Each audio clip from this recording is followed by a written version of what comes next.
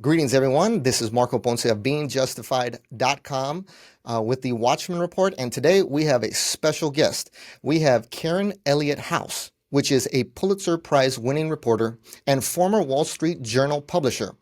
We have her on today because she has a very important book that we've highlighted before on the Watchman Report that is coming out this week on Tuesday, July 8th, 2025. It is titled The Man Who Would Be King, Mohammed bin Salman and the Transformation of Saudi Arabia. Like I said, thank you, Karen, for joining us. Thank you for having me. Yes. And today, what I wanted to start with for my audience is just give yourself some time to explain to our audience a little bit of your background and some of the motivation behind this book. Because what I did also want to mention is that Karen has a previous book from 2012 also on the topic of Saudi Arabia called On Saudi Arabia, Its People, Past, Religion, Fault Lines, and Future. And today, we're definitely going to be talking about the future with the current Crown Prince, Mohammed bin Salman. So with that said, I'll let you take the floor and introduce yourself. Yeah, well, I went to Saudi Arabia the first time in 1978 when I became diplomatic correspondent for the Wall Street Journal, right after Sadat had been to Jerusalem.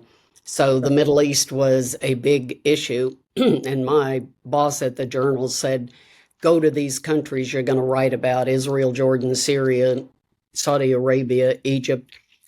So I did. And the first time I went, Saudi Arabia was a quite normal place. I had asked to interview the oil minister, and when I arrived in the country, I was taken to his house, but it turned out not to be an interview. It was a dinner party, and men and women were mixing. Alcohol was served. We watched the World Cup soccer match by satellite TV. It was everything that the religious conservatives in Saudi Arabia would have objected to, but didn't have the power then. But 2 years later, after the fall of the Shah and after the fundamentalists took control of the Mecca Mosque, the Saudi royal family, in essence, said, "What do you want to leave us in power? We'll do it." So the country went under the heavy hand of religion. But having grown up in a tiny town in Texas, 900 people, with a very conservative religious father, there was nothing to me kind of frightening or off-putting about religion in Saudi Arabia. My father was not Saudi, obviously, but he could have been. No shorts, no pants, no TV, no telephone, read the Bible instead of the Quran. I had gone to church my whole life. So I enjoyed talking religion with people in Saudi Arabia after the heavy hand of religion descended. People would try to convert me.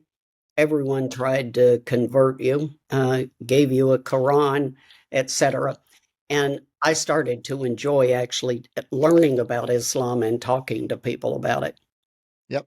And listen, that just goes to show my audience that you have a lengthy background, not only in the Middle East, but also in Saudi Arabia. So I'm very thankful that you're on to give us Nearly this. 50 years. Yes, this is a very unique American female perspective in what they also like to call like the hidden kingdom, the secret kingdom, which at the time that you were visiting was not as open as it currently is at all. This is recent with the advent of the Crown Prince. No, when I landed there once, I was not allowed to leave the airport because a single woman could not exit the airport. To be in the country, you had to be there with someone's permission. And the person who had given me permission was Prince Bandar bin Sultan, the Saudi ambassador in Washington. But somehow the message had gotten garbled. I had the visa, but I couldn't exit the airport. I had to call him to get out of the airport. So yes, people did not go. But I do want to say one thing on being a woman. Everybody always asks me, oh, wasn't it difficult? I think it was a big advantage to be a woman under the religious strictures of the 40 plus years, because as a woman, I could see Saudi women and they would have never talked to you, a man who was unrelated to them. But I could also see Saudi men, because even the very religious people were prepared to talk to and seek to educate and convert a infidel woman. But ministers and people like that knew what American women did, so you could certainly see them, but you could even see the very conservative people. Interesting. That is, like I said, very interesting perspective that we're getting today. One of my first questions in regards to the book is, what was your motivation behind this particular title? Um, well, after my book came out in 2012, I kept going back there a couple of times a year just to keep up with what was happening in the country. And frankly, not much was.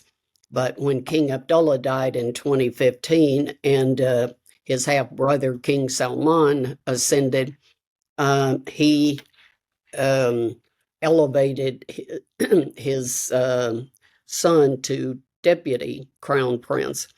And so in 2016, when I was there, I obviously asked to see him, and he did see me.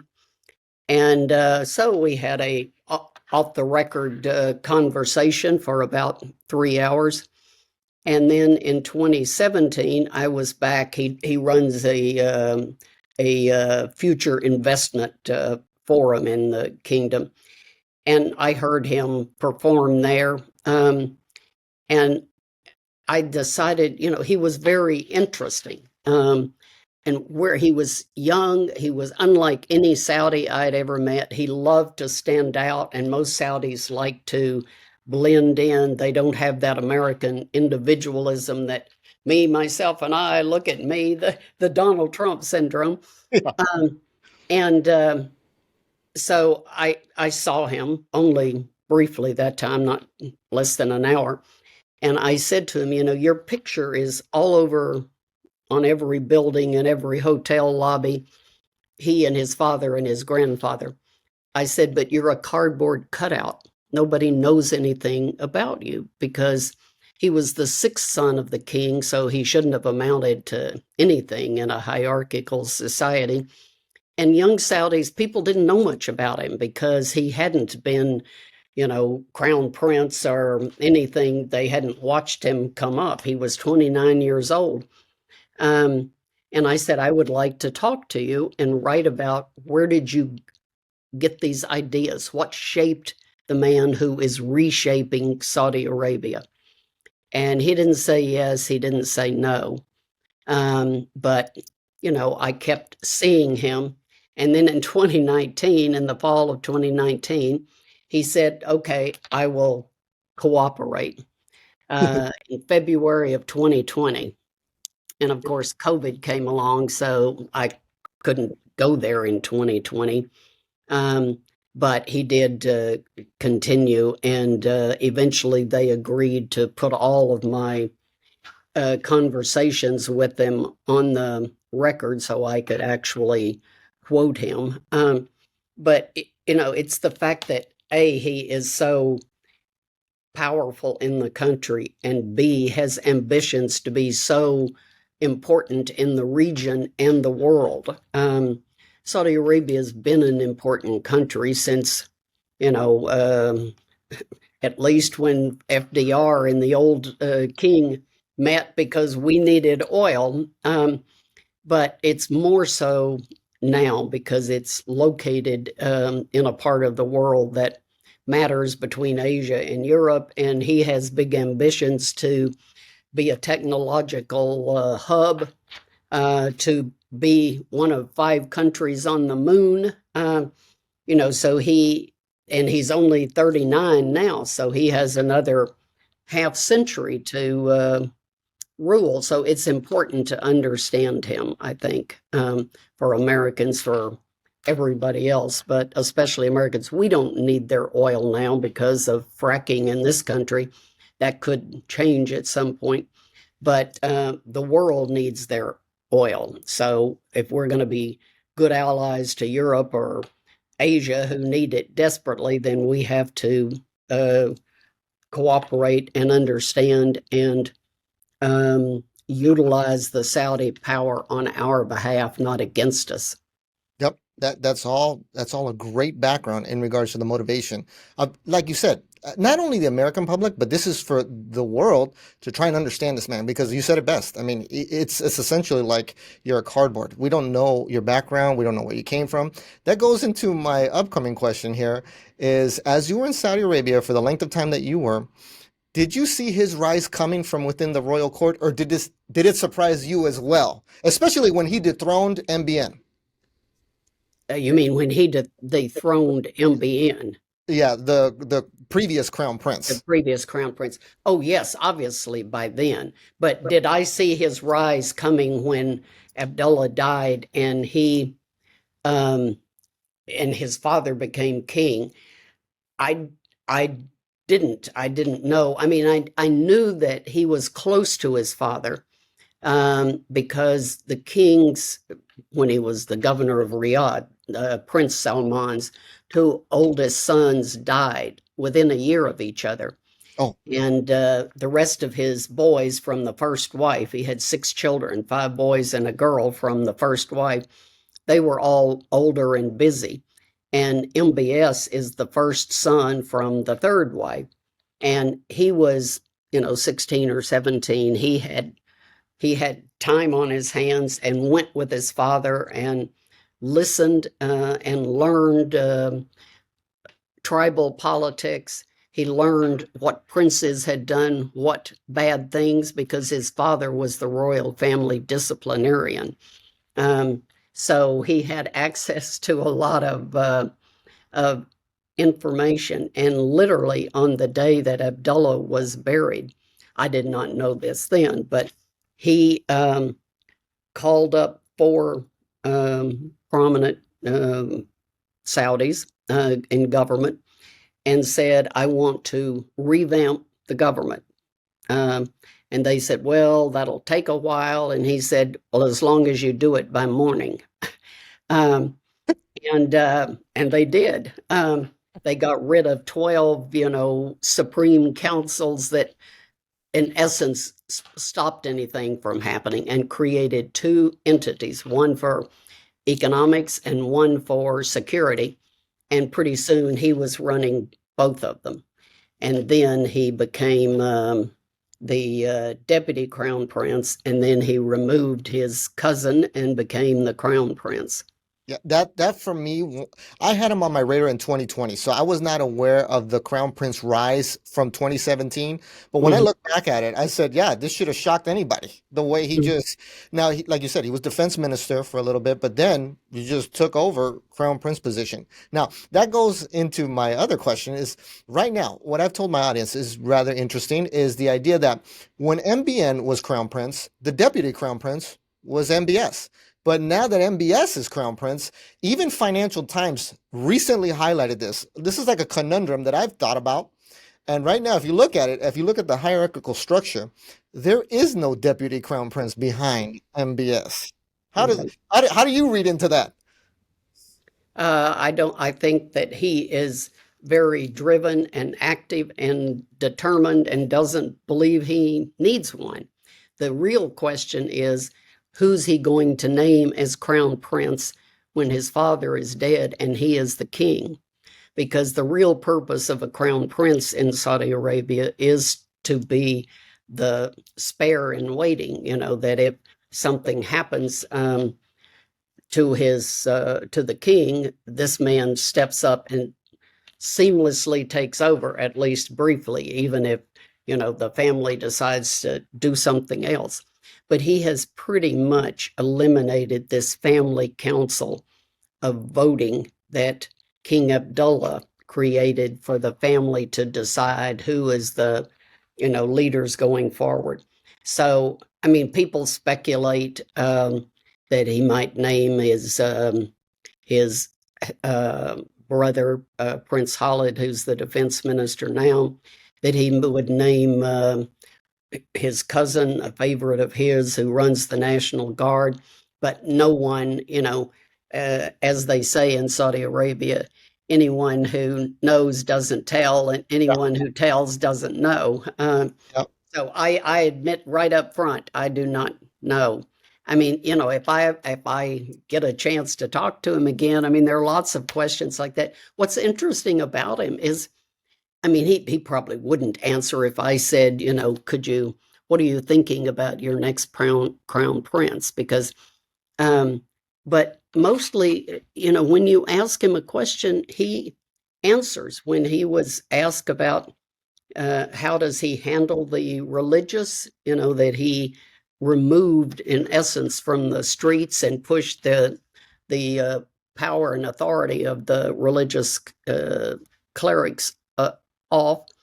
He said, I'm going to let them engage each other, but that it's a form of coercion, trying to persuade the ones that you can persuade. Um, I mean, I'm sorry, convincing, Yeah. coercion on the ones you can't just put them away in prison where they can't, or they're a lesson to others. And sure enough, some of the religious scholars have recanted and said I was wrong to be so rigidly religious. But he has succeeded at doing what King Abdullah talked about doing for 10 years when he was crown prince and then finally king, and he never could. He was too nervous about the backlash against it, and MbS just did it.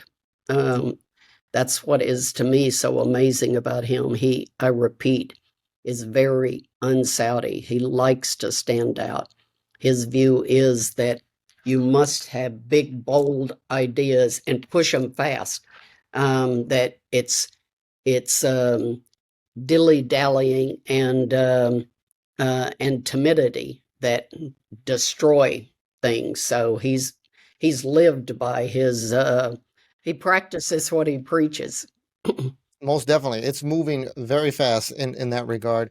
We'll Mhm, get to Vision 2030 in a little bit. That's one thing I did want to touch on as far as all mhm, the projects that are that are being announced constantly in regards to mhm. 2030. But I guess just for the record, so my audience can understand, how many times have you physically met the Crown Prince to actually interview him? Uh, 7 times, Okay. and then just met him, at a dinner to shake hands. Once when he hosted a big dinner for the crown princes of Bahrain and Jordan and stuff, I got invited, and he was just standing there. Anybody could talk to him, so of course I did. But it wasn't an interview. But yeah, 7 times. Okay. And one of the other questions in regards to the book itself is why the book title? Because that definitely caught my attention, and I've been on record to say, listen, I definitely see him becoming king. His father's old. I think it's 90 or something at this point. Yeah, 89. He'll Yeah, be 90, I believe, in December. yes. So I see that happening rather sooner than later. Yeah, I do. The crown prince will be 40 in August. And yeah, I assume that it's not long before he is king. But the man who would be king was suggested. I can't take credit for it, but it's apparently a story about some people who in, I think, Afghanistan, that pretended to I be think it was king. India. It was India. I did Yeah. look at because Yeah. I just Okay. did a quick Google search and I was like, Yeah. wait a minute, there's another book title on Yep. this. Yep. Yep. Yeah. Yep. No, it's not a new title. And an editor that worked with me on my first book is the one who actually suggested it. And my current editor and I and the agent for the book all said, "Yeah, that's good." The man who, because Crown Prince, this, that one is descriptive but intriguing. Yeah. Do you The think man he'll take who, on the name just King Mohammed or something like that? Because his father's already King Salman, and he has the surname Salman. yeah, he would be King Mohammed. Yeah. Uh, I mean, Salman bin Abdulaziz. He's Mohammed bin Salman, so he would be King Mohammed. And presumably, I mean, Saudis, it's not just Americans that call him MbS. Saudis call him MbS too. There is an informality about him that's totally, totally uh, original, and certainly in the recent Saudi history. I mean, he wears a thobe, but he will wear an expensive vest over it, and Ah, um, seen that. Yeezy tennis shoes, Yeah. and all of this. He identifies with the under 30 crowd, and they identify with him. I have a chapter in the book called The Pied Piper.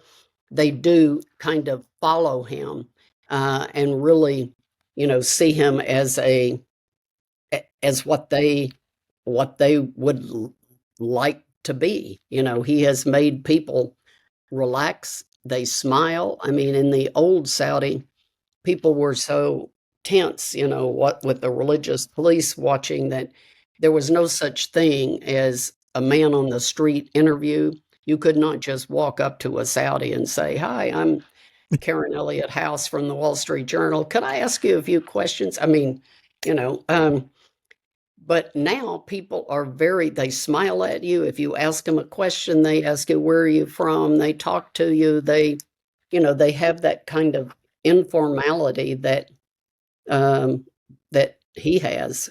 Yeah, you could tell. I've mentioned this a couple of times with events like even Middle Beast and all that stuff. You can tell that what he's trying to do in Saudi Arabia is please that younger audience that is the majority in Saudi Hmm. currently. Hmm. He's just essentially trying to win them over. So Yeah, I that's think he has won them over, and I think also the point of all of this modernity, and dancing Middle Beast concerts in the street, and movies, and um, uh, yes. women running, jogging in the streets, all of those normal things, is because he needs a lot of Westerner expertise. And, Americans are not going to, or Europeans, or most anybody doesn't want to make a commitment of, more than 1 year in which they try to get rich. To if their wife can't work, or they're chained in the house, they can't drive a car. So now, I hear from Saudis who say they don't like that people like me say it's, women now have this normalcy, that it is not normal, and women should not be working among men. And if you visit both government offices and private offices, there are women and men going up in the elevator side by side, that would have been a horrifying occurrence 10 years ago, and 20 and 30 years ago. Yeah. Um, but now it's quite normal. But there are women who refuse to do that. Their husbands refuse to let them. So there is still, if you want that, you can work in a private women's section of a private company, or a ministry. You don't have to mix, but most everybody is happy to do it, the young people. Yeah, no, that definitely looks like the case. Like you said, I've seen a lot of social media reaction in regards to promoting the Crown Prince in a very positive light. Now, in regards to the current setup in the royal court, who do you think he trusts the most in his inner ring? Do you think that's even something that's public? Because it is interesting that you do mention, it's like, I think there was a quote that he said, there's certain things in the royal court you'll never hear about, you know? Hmm. Yeah, I wouldn't profess to know who he really listens to. Um, I mean, people say Mr. Rumian, who runs the public investment fund. Yeah. Um, but I don't. As I said in the book, that it is hard to know how whether his advisors give him honest feedback. Do they try to, if they think he's about to make a mistake, tell him so, and how reflective he is, how much it's clear that he's intelligent, charismatic, determined to move fast, and doesn't mind breaking China. But how much can he reflect on himself and what's going on around him and what's the best way to get something done. I sympathize with the view that if you spend too much time self-analyzing, you won't get anything done. I quoted Lee Kuan Yew, the Singaporean prime minister, in the book, saying, if you're, because he was very much a leader like the Crown Prince when he transformed Singapore from, a poor Japanese, British, suppressed country into the powerhouse of Asia. Yep. But he said something to the effect that if you're just normal, you'll be plebeian, pedestrian. You can't succeed. You have to be able to think of the impossible and say that's possible. Yeah, And I think when he was interviewed by Brett Baer, he was even already talking about Vision 2040. He's like, we're hitting certain numbers on 2030, and now once we get a little bit past some of these numbers, we're looking at 2040. So he's definitely got a vision in place. And I don't know if you addressed this in your book, but outside of, because you talked about the vast power he does wield, outside of oil prices, because we do know, I think the majority of the world would probably know that, okay, Saudi, what is Saudi? Outside of religion with Mecca and Medina, what are they? Oh, they're an oil powerhouse. So outside of oil prices in general, how else do you think MbS is projecting his power on the regional stage right now and also the world stage? How do you think it'll develop? Well, he in my view, is clearly trying to first protect himself on the regional stage. So when he first became deputy crown prince, as you recall, he severed relations with Qatar. They launched the war in Yemen. Yep. I quote him in my book as saying that Ayatollah Khamenei is a modern day Hitler. I mean, he was very combative. And then he, I think, began to realize you can't kind of make everybody mad at you at the same time. And Joe Biden was calling him a pariah. So he, warmed up with China. He, having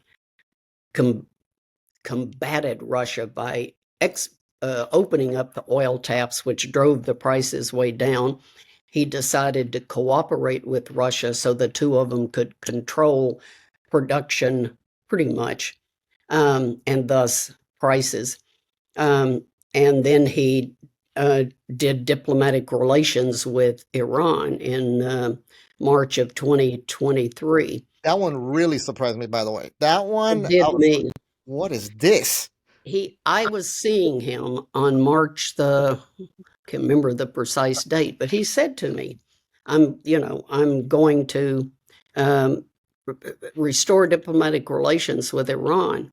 And I said, why? I mean, my teeth could have dropped out if they weren't stable. I mean, Yeah. It was astounding. I would have never thought. And he said, because, the Americans are not going to, in essence, protect us. So we have to tone down. We have to get along. And he has done that during this whole Iranian crisis. I think he did it quite masterfully. He's whispered to Israel. I mean, the Israelis and Saudis share intelligence. He has, whispered to Tehran, and he sent his brother, the defense minister, to visit the Ayatollah personally. Yeah. With a letter from the king, I believe. Yes, a few months ago. So he's done. He's he's he's a masterfully, I would say, manipulative politician right now to protect what he's building in the kingdom. He doesn't want the oil blown up. He doesn't want all of these big projects blown up because without the oil revenue, he can't rebuild the big projects. Yep. So, he really does need to think about protection, and he is. I think to get where he wants to go, which is relations with Israel, he's going to have to be more open and in his diplomacy. In other words, less kind of quiet. Clandestine is what I call it. Like he's What? very clandestine. It's Yeah, very clandestine. clandestine. All right, that's a good word. Yes, he's Yeah. going to have to be more open and overt. Yeah.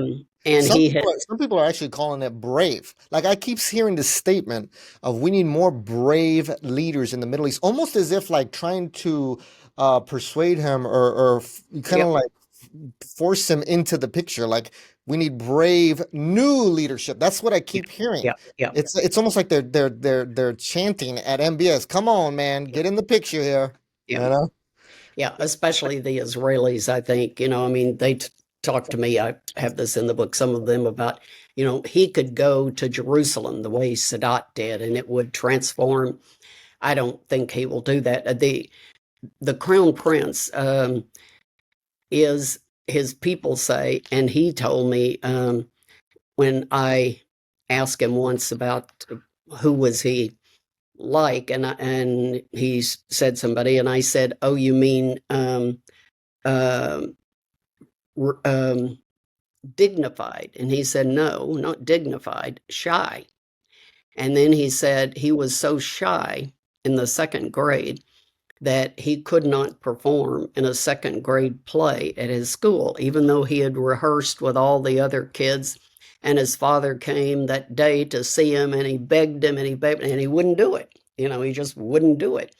And he doesn't have that, I repeat, sort of Trump gene that wants to be constantly on stage performing. I think quiet diplomacy is more his way, but I think he is going to have to, as I put it, stand up and be counted more on how do we get from what I want, relations with Israel, to create a area of prosperity in the Middle East, to from where we are. And he has made his task harder by saying very loud last September, "I will not recognize Israel until there is a Palestinian state with East Jerusalem as its capital."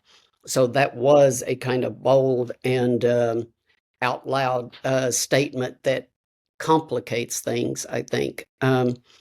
But I I believe he actually is going to become more of if not the leader, a partner with Qatar in the UAE and trying to get something more done. I mean, he, as you know, got Trump to lift sanctions on Syria, even though the current leader of Syria is still on the American terrorist list, Yeah.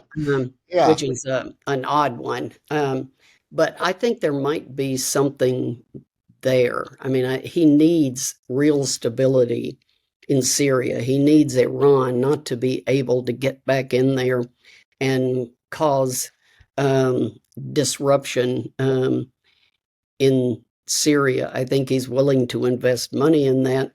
And the Israelis, I think, they would like, at least I keep hearing that they would like to have diplomatic relations with Syria.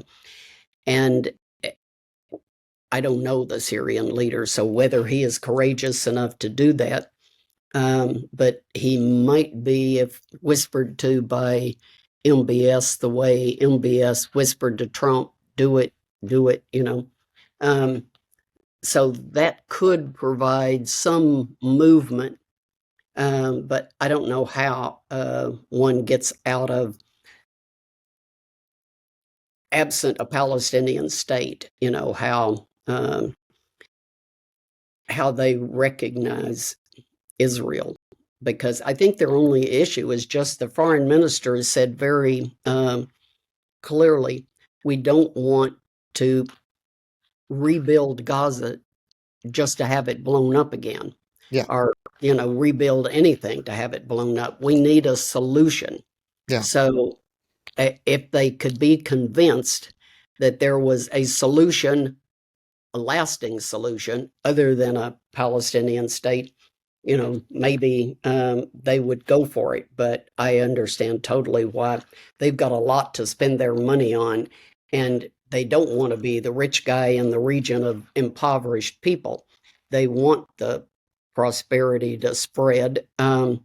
So, maybe in there somewhere there is with MbS's leadership, there's something that he can do.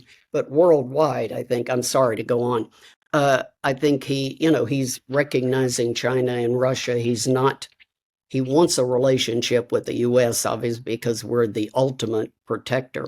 But, he is one of the key middle powers, as people call them: Indonesia, South Africa, Turkey, Saudi Arabia, that can play a bigger role, and he's got more cards to play it with in the world than anybody else. China is his biggest purchaser of Saudi oil. Russia is his partner in controlling oil prices, and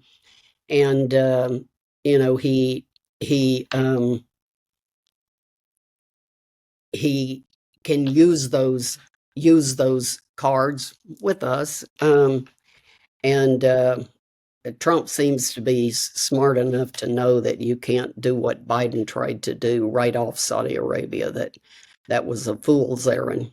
Yes, one of the things back to Trump that really caught my attention recently was when he visited Saudi Arabia in May, and he obviously I was watching it live. He made the announcement that he was going to lift sanctions on Syria. That one really caught me off guard, but I knew it was to set up for that potential play with the Abraham Accords, potentially joining the Abraham Mm-hmm. Accords, because Yeah. he's been very vocal. Benjamin Netanyahu's been very vocal of expanding the circle of peace and having more countries join the Abraham Accords. But like I tell our audience, the one that I'm chiefly watching for is the big fish, the birthplace of Islam is Saudi Arabia. Mm-hmm. Mm-hmm. And, I've been on record to say it's probably going to be, I think, without rapid movement, but if there is rapid movement with events unfolding more rapidly, I would say either this year or next year, they're probably going to join. It seems to me that the White House administration, that the Israeli government is pushing hard right now to fulfill some of the requests from the Saudi foreign minister, saying stuff like, we need at least Gaza to cease fire. And then there was an I-24 news piece that came out from Israel saying that from a Saudi royal court source that they want Hamas removed to normalize with Israel. So Mm-hmm. not only do they want a ceasefire, they want Hamas removed and then at least a pathway to a Palestinian state. It doesn't have to be like day one, we're Yeah. going to party. Right. They at least want a commitment to it. So it seems like from what was originally brought forth to the table from the Arab Peace Initiative, which has been in play before MbS, that they've kind of loosened up a little bit on the request to do an actual parting Palestinian state and just give a commitment to it. So that's what it looks like. The trajectory right now clearly looks like it's good. And like I said, not only are you hearing this from the American administration, but also the Israeli administration, and you're seeing the actions Mm-hmm. that are backing up what they're Mm-hmm. trying to say that they want to do. Mm-hmm. So you could see, like, as soon as that article came out from I-24 News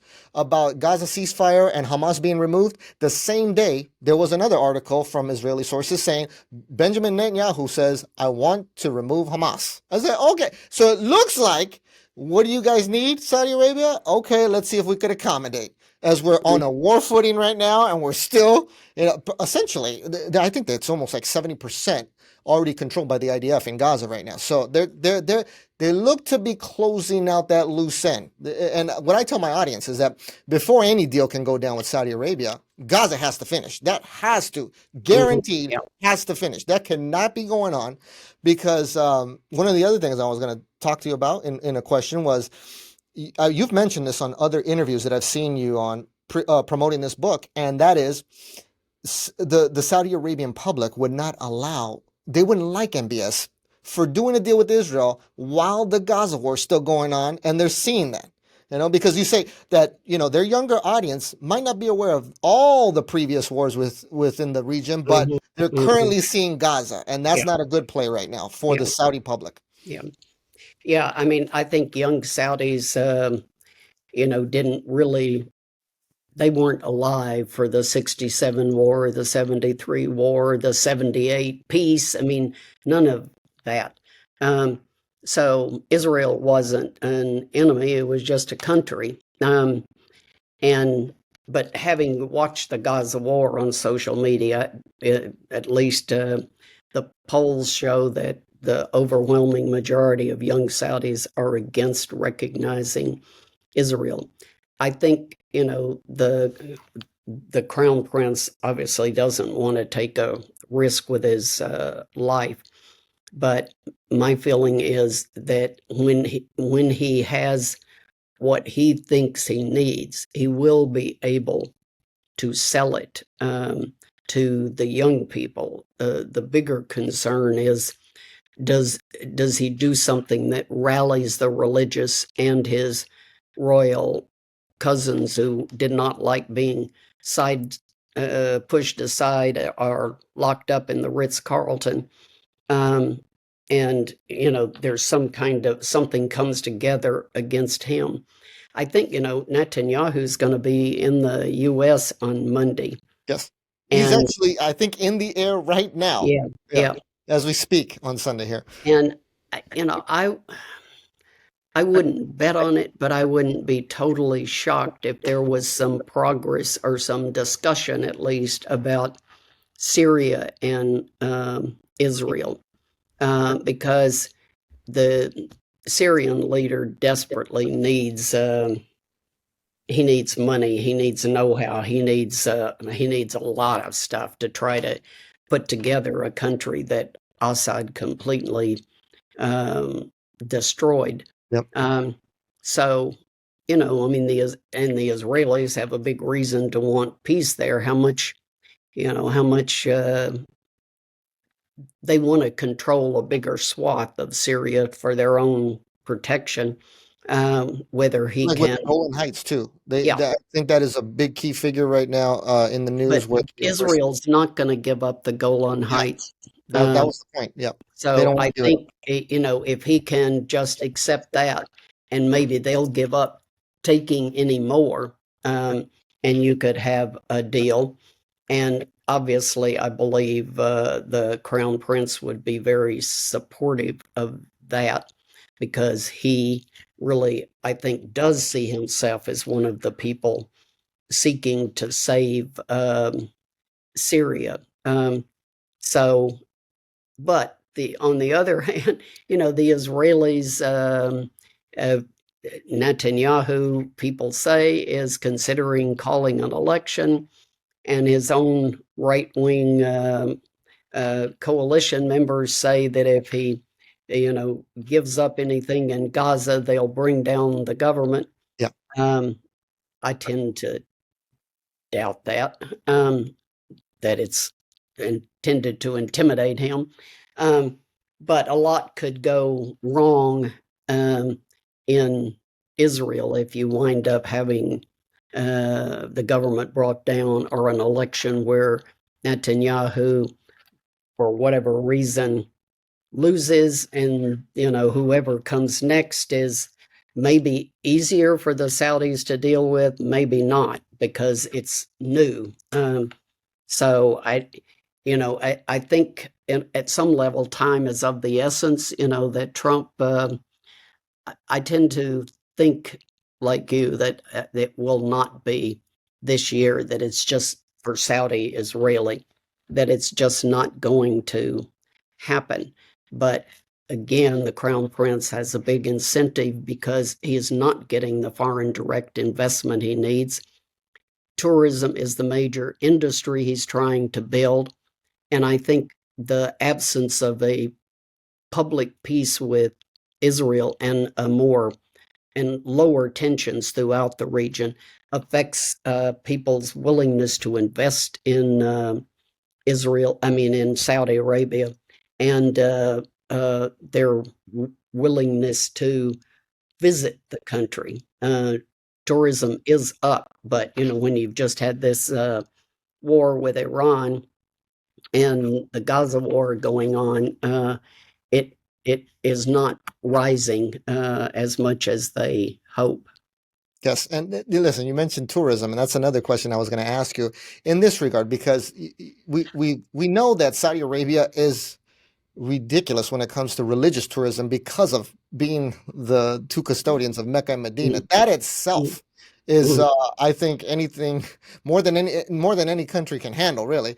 But if you wanted to add on to that, I think I've heard you talk about this on a previous interview, in light of not only the scriptures but also the placement of Saudi in regards to ancient lands, because Neom is an area where a lot of people think in Tabuk is the location for the real Mount Sinai of Jabal Maqla. Do you ever see that actually opening up from Saudi Arabia, or do they want to keep that under wraps? Because they do have it fenced No, off for the most part.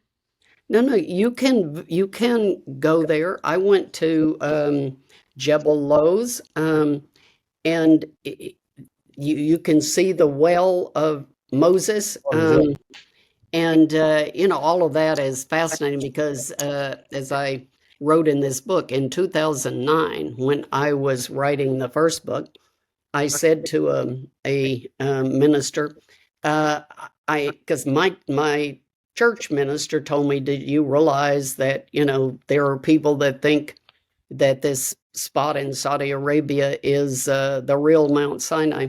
So I asked if I could visit because, as I understand it, some Christians think this is the real Mount Sinai. And you would have thought I had, put an ant in his pants. I mean, he just, and he said, we don't want Christians going there. I mean, in a hushed voice, Yeah, right. Um, but MbS has opened up all of that area, the Nabatean ruins in Saudi Arabia that are that are very nice, but considered the poor cousin to Petra in Jordan. Used to be closed because the very religious. I lived with a very religious woman for the first book, and I went to visit her during working on this book, and I told her that I had visited Madan Salah, and she said, "Oh, I could never do that because it's cursed." And so I asked Mohammed bin Salman's kind of chief Islamic guidance, Mr. Isa, is that true? And he said, no, it's, if it were, I wouldn't go there. And Yeah. if it were cursed, and I've been, and, but it's part of but anyway, MbS has simply ignored all of that and opened up the whole area to tourists. And there are a lot of pretty places to see. And then it's up near Neom, where his vision of Israeli Saudi technology development, AI, data warehousing, etc., coming together is. So uh, it's a very important part of the country to him. Yeah, whenever I see articles speaking on his tourism push, I always tell myself, this should be a simple addressing of just not even, you don't probably have to promote it as much, but just, not only open it up, but maybe market it a little bit. But I do know that it would probably repel some of the Christian sentiment, because the way I see it is, if you promoted it, not only would it attract Jews, religious Jews, but also Christians, because it has to do with Moses. And, Yeah. you know, I, He has encouraged Christians to visit. I've forgotten the pastor that he met with, but there are Christian visitors increasingly to Saudi Arabia because you can literally get a visa online. No waiting in line or having to get special permission as I did, for many, many, many. Well, I still do get a visa, but it's very easy to get into the country. Um, there's not alcohol for sale, which would obviously make it more appealing to some visitors. But I noticed the last time I was in Riyadh, they now have um, wine menus in restaurants, interesting. and it is non-alcoholic wine Ah, okay. from Spain, but and they are now selling real alcohol in Riyadh in the diplomatic quarter to uh, foreigners at embassies. So it is a creeping adjustment for the population, and most people believe that it will be sold at all of those Red Sea developments, Shindala and Trojena, where they're going to have the Asian Winter Olympics, and because it's far from conservative Riyadh, and it's where a lot of tourists and foreigners will gather. And that's So, interesting. You mentioned Sindala, which is one of these islands that I recall I reported on when it was first announced, saying that it was somewhat of a deal, not only between Egypt but also Israel, to kind of get that deal done so he can have ownership essentially of those two islands, which has now become Sindala. I think one of the first project that has been completed so far, and that leads into another question because we're halfway into Vision 2030 in 2025. How do you see his projects panning out, and also in general? And which do you think are the most likely to succeed and the least likely projects to succeed? well, I think one of the ones that will succeed is a place called Qadiyah, which is like a Six Flags Ah, writ large, near about 45 kilometers from Riyadh. So, but it's got a Formula One racetrack. It's got the entertainment area. It's got expensive housing, and you can sit in the restaurant and watch the cars, the Formula One racetrack go by. yeah. So it's not your normal everyday thing you could see somewhere else, but it's close to Riyadh, so it's easy for people to get to. And a lot of Saudis do now travel.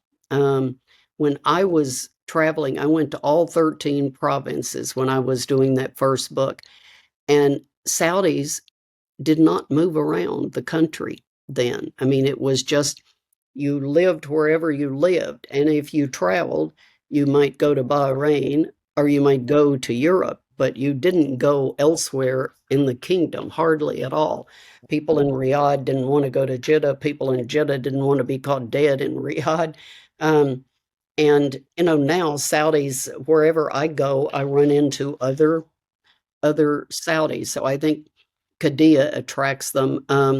That whole Al Ula area up near Naom, with the Nabatean ruins and on up to Moses Well and Jebel Lows. And, you see Saudis there visiting. I think now that they can move around, they're curious about what's in the rest of their country. A lot of the big projects are, you know, uh, underway but not finished. So there's not yet a, but there are a lot of new entertainment sites. I have a whole chapter in this book on fun in Saudi Arabia. I mean, fun was a dirty word to the religious clerics. And now it's just so interesting to walk around Riyadh Boulevard, or they have a place that's sort of like Disney Epcot Center, with a lot of different, Geographic regions. Yeah, I yeah, know what you're yeah, talking. Yep. Spain, Yep. Egypt, Egypt. the pyramids, etc.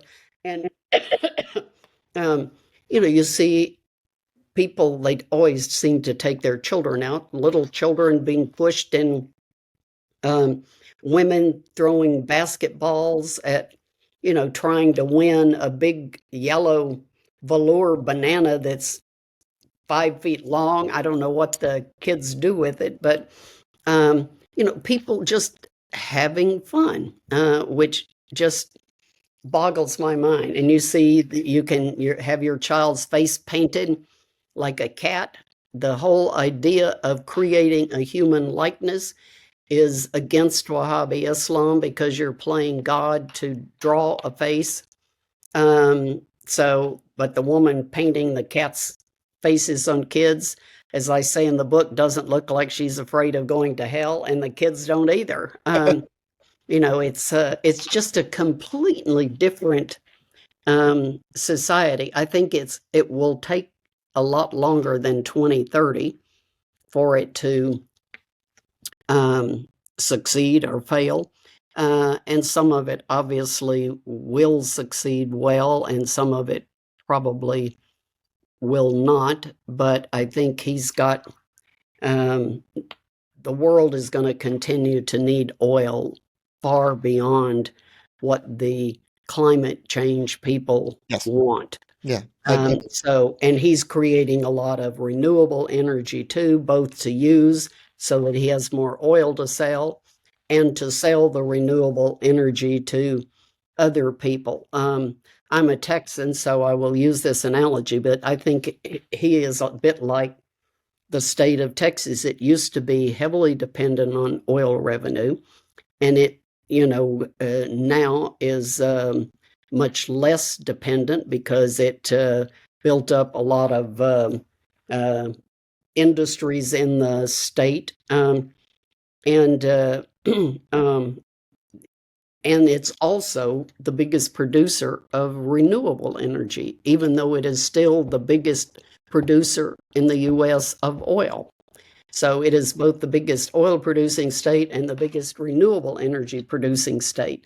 And I think that's basically his ambition, is to have both of those, and then to have all of these other developments that's the reason for all the sports investments that people like to call sports washing. And it doubtlessly does help cleanse the human rights reputation, but the real purpose is not to cleanse their reputation. It's to draw tourists into the country to spend money, and create jobs for young people. And Yes. the number of women working in tourist sites, again, amazes me, because Saudis used to not want to do any kind of, what I would call menial work. I mean, anything besides sit behind a desk. But there are lots of tour guides, maitre d's in restaurants, women taking orders, waiting tables, and they're very happy to do it. And in light of what you just said, one of the things that really caught my attention from him trying to diversify from oil is seeing companies, like you said, even by the Red Sea, companies like Sear and like Lucid that are producing electronic vehicles in Saudi Arabia, which to a lot of people should be counterintuitive. It's like, wait a minute, aren't you the oil people? No, obviously they want to diversify. They just don't want it to be oil. And Yeah. and that I could imagine was a big driving force behind his Vision 2030, is to stop being so dependent on this one revenue source. They have to Yes. diversify. Yeah. I think clearly he has to make peace in the region, not only with everybody, but just with Israel too, right there, his neighbor. In order to, he has mentioned this, to be sustainable with this vision of prosperity. But that goes in line with another question, because you did bring up Sadat. I remember this caught my attention big time in early 2020, where an article came out saying that if he made peace with Israel, somebody in his own family would probably kill him. He actually said that. And I'm just like, interesting. So let's just say he reaches normalization with Israel. Do you see it being some sort of danger like that with Sadat that got assassinated for making peace with Israel? I think if you look at history, Sadat got assassinated for making peace. Rabin um, Yeah. also got assassinated. And um, the problem is, I'm sure the crown prince has incredible security. Yeah. Um, um, but you never know. King Faisal was murdered in 1975 by his own nephew going through a receiving line, and he was angry because Faisal's troops had murdered his brother for protesting the introduction of television into the country. So he just shot him. And I'm assuming that in those days, kind of if you were a prince, you could join in a receiving line. And this one was friends with, I believe it was a visiting oil minister. So that's another excuse for how he got there. But you never ever know, So I think um, it that is, as I said earlier, I think the greater problem not to do anything that brings the royals and the religious together, either, to try to knock him off or to replace him or to literally um, assassinate him. Did he ever express that with you? Well, No, no, okay. no, Yeah, I was going no. to mention a couple last questions so we can wrap it up. But one of the questions that I really wanted to know about in your 7 meetings with the Crown Prince, what are some of the more surprising things that he mentioned that kind of caught you off guard? That you could actually have on record. I don't know if there's stuff probably off record, but anything you can have on record that really surprised you when you met him and you thought to yourself, "Wow, didn't see that coming from MbS." Um, eh, well, that he was going to recognize Iran or My restore jaw it. was the same as yours. My jaw, when I read that, I said, "Whoa, didn't see this coming at all." Restore diplomatic relations with Iran was the most kind of jaw-dropping thing. But I was startled the first time I went in. I mean, I had seen his picture all over, but he was bareheaded and wearing a white thobe. And, he comes from behind his desk, sticks his hand out and says, welcome, and motions me to a seat. And, that sort of, I was surprised that when you ask a question, you got an answer. I mean, he would occasionally give a bit of history before the answer. I mean, he kept trying in that first meeting to say that people were, um, calling him a one-man show, and he wasn't a one-man show. He was just a part of a group, and that they were doing that to try to get him, make him unpalatable that he's a one-man show.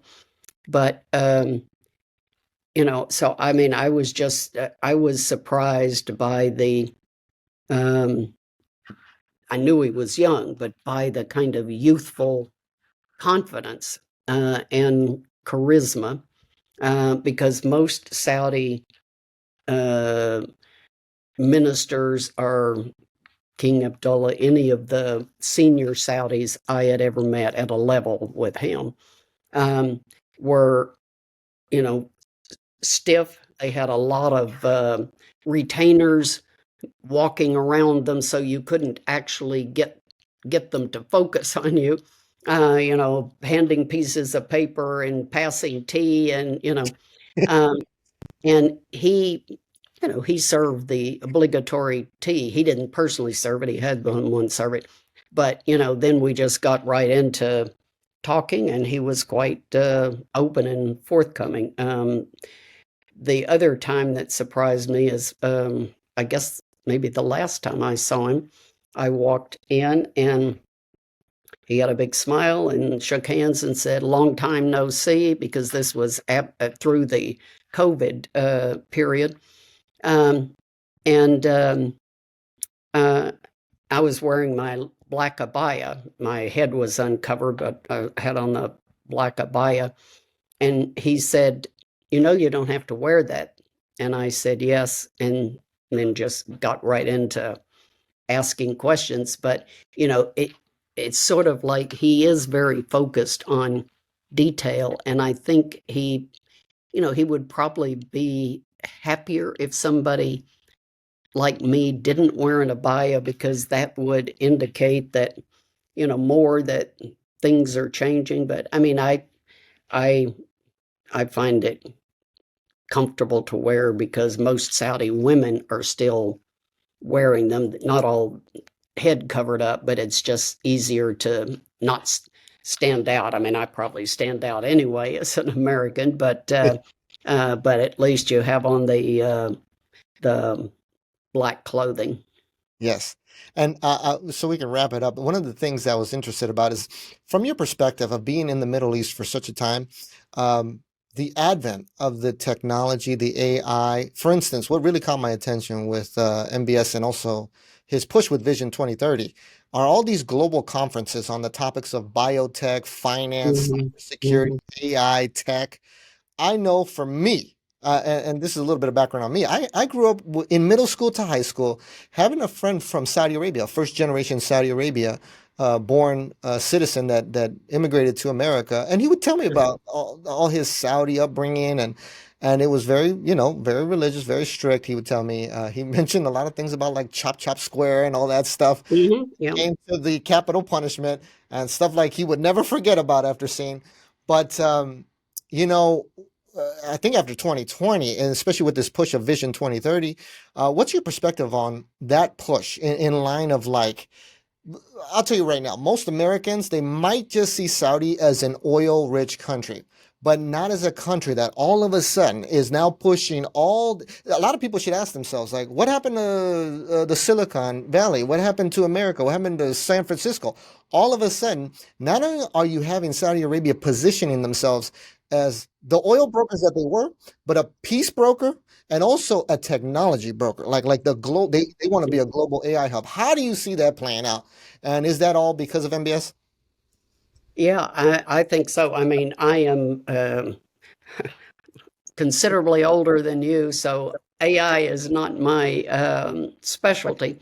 But he's very technologically capable. As I quote in the book, that people say that he played a lot of video games as a child because there was no entertainment in the country at that time, and that he felt that anything you could do in a video game, you could do in real life if you put your mind to it. So he has this kind of expansive view of what one can do.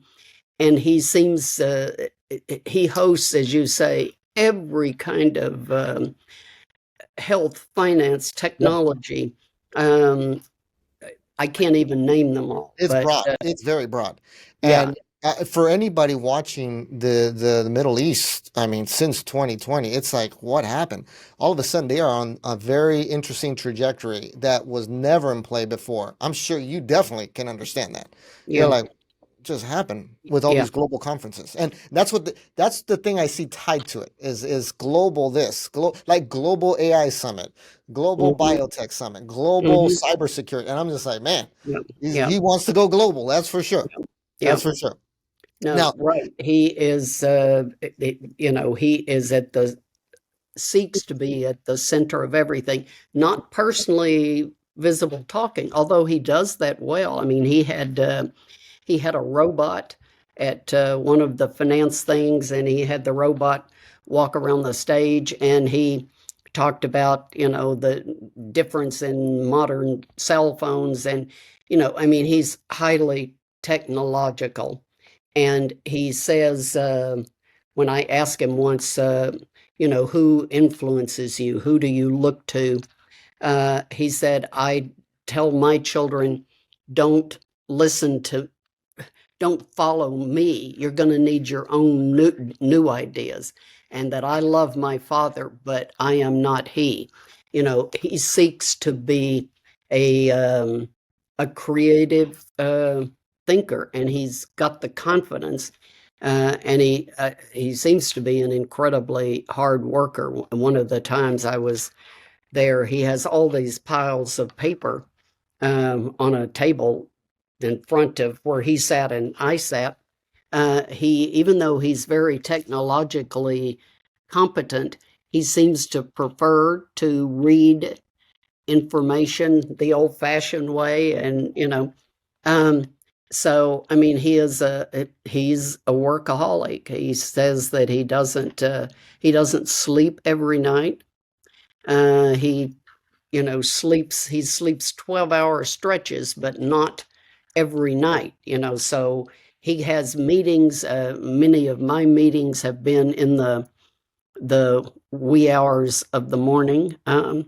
And his ministers have to be there at all hours of the day and night. I mean, he's got energy like he's running on oil or on renewable energy.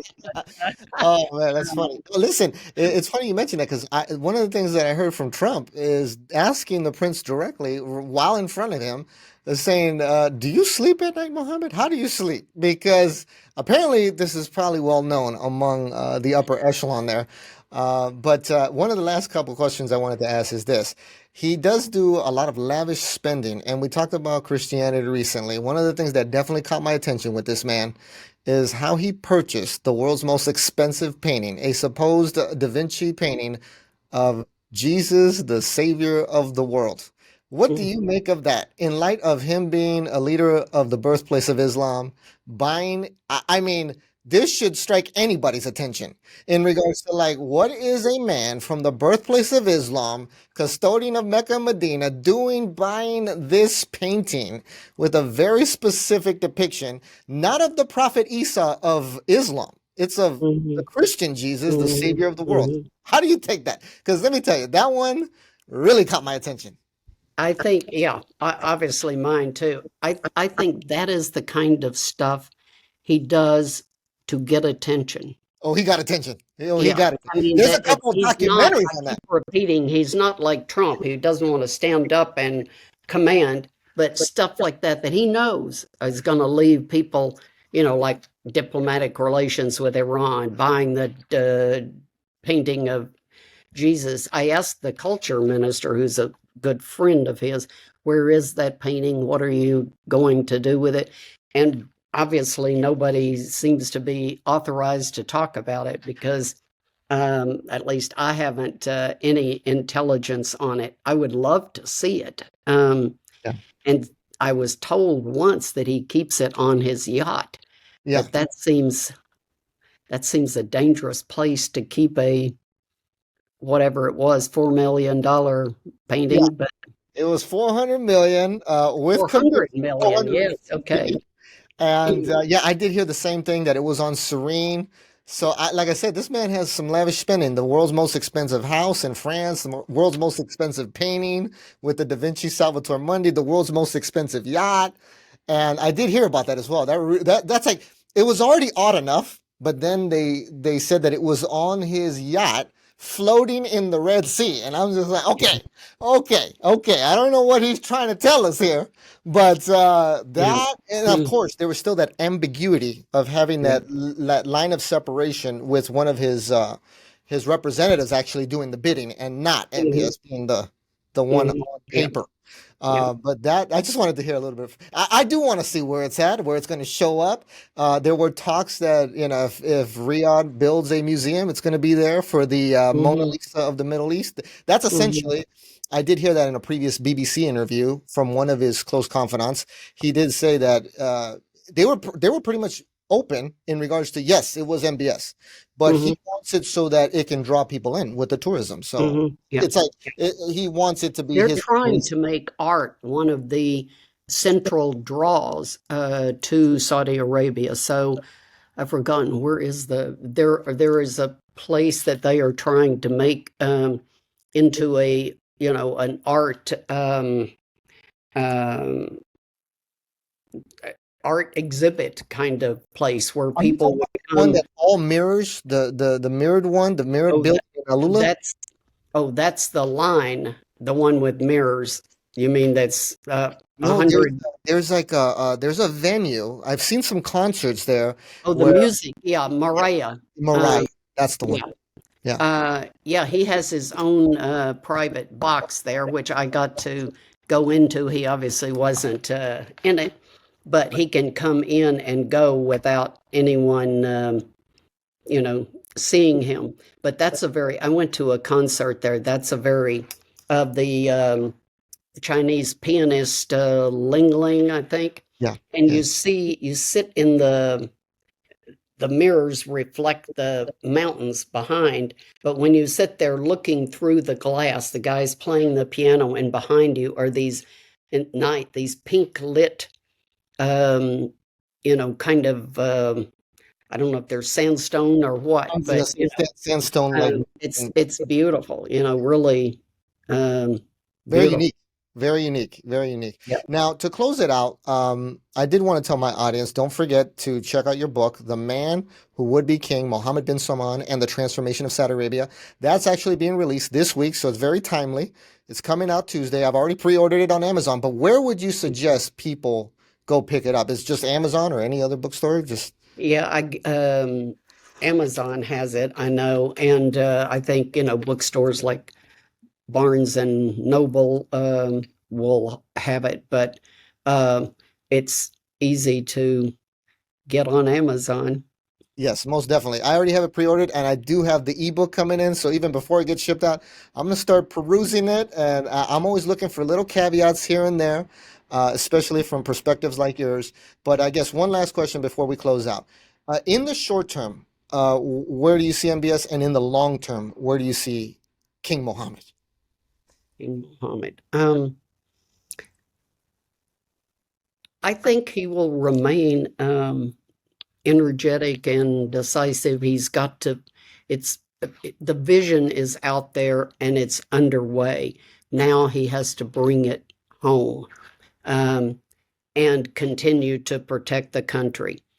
That is a big task. If he can also get peace with Israel and really develop a prosperity corridor in Saudi Arabia through Israel and to the Mediterranean, that would have a big impact on the region. Uh, I hope that he um, is king for a long time because while, as the Bible says, all of us have sinned and come short of the glory of the Lord, and he is right among us as having his faults, that he does have a drive to get things done that the country needs because it had so many 2 decades of half dead kings. And he is out there doing things. So um, I think he is good for the country that because he's doing what they need done, and hopefully he will survive and thrive until he does get most of it done. Got it. Yeah, no, well, I think we'll end it there. That was Okay. a revealing interview. Thank you, Karen, for your time.